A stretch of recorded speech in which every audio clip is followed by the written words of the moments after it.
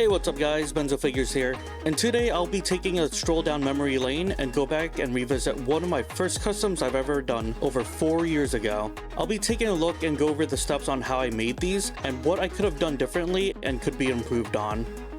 So that being said, let's begin.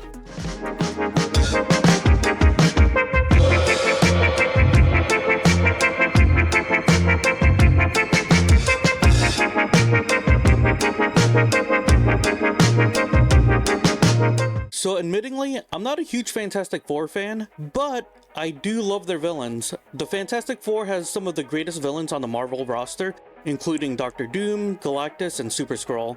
So when Marvel Legends released the Super Skrull Build-A-Figure wave, I got that wave because, taking a look at it, it's a great lineup. It has the entire Fantastic Four, Doctor Doom, the first Hasbro She-Hulk, and Super Skrull. Super Skrull being a pretty underrated Build-A-Figure, but it came out with a bunch of great accessories, making him one of my favorite Build-A-Figures in my collection. So after assembling Super Skrull, I was pretty much left with a bunch of bland-looking Fantastic Four figures. So I remember after looking at Weapon X Customs Fantastic Four Customs, I thought this was a great design and a great look for a modern-looking Fantastic Four. So credits to him for giving me the inspiration on making these. There's some direct one-to-one designs that I pulled from, but for the most part, I did take some liberties to improve on the design to my liking. So let's begin.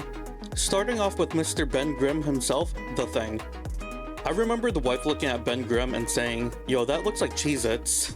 I died laughing from that, which kind of kickstarted and inspired me to make these Fantastic Four figures updated. This in particular was pretty easy to update. All I did was use a black wash on this figure, apply the wash sections at a time, let the wash sit in for a few seconds, maybe 10-15 seconds at a time, let it sit in the creases for a bit, then wipe the wash off the surface, but leaving it in the crevices. I do gotta mention to tape off the sections that you don't want the wash or sealant to land on.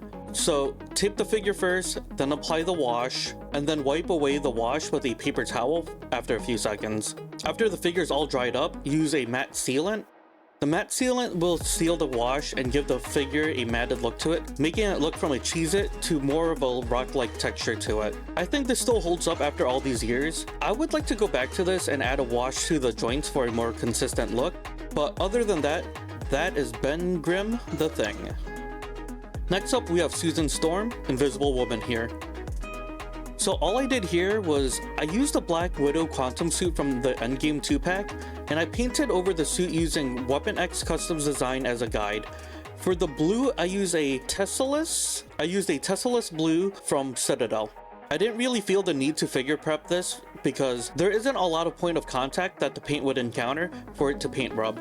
But taking a closer look at this now, the paint job could have been done a little better. I painted on very thinly, but I didn't thin my paints back in the day. But now I know better, I swear to God.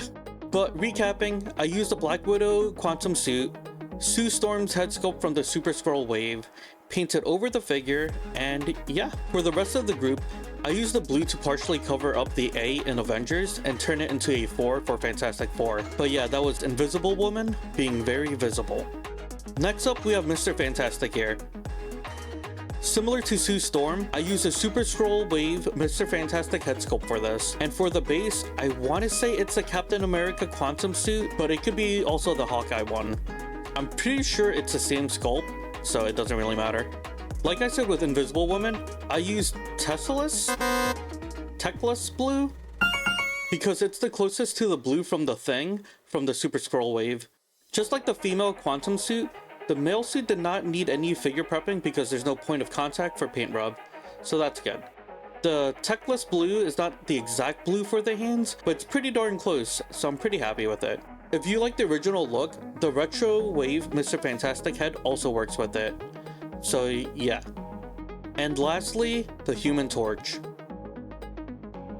As you saw, originally this was a carbon copy of the Mr. Fantastic custom, but after recording, I wanted to update it a little bit just to give it more of a distinguished look to it. But yeah, this was the only one I revisited and updated a little. For this, I decided to pop off the arms, keep the shoulders, and give him kind of a t-shirt look to show off his powers more and give him more of a personality. But yeah, I painted his suit black, white, and Teclis blue.